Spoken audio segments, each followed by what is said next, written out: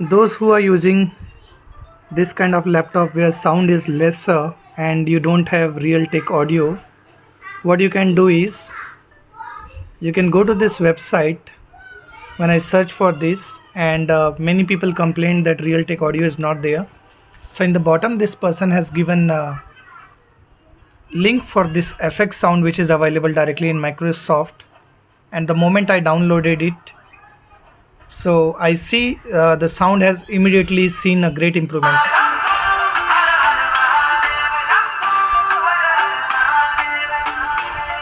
So you can see that at least my volume of the speaker has increased to 2x because of this FX sound application, and this was really useful.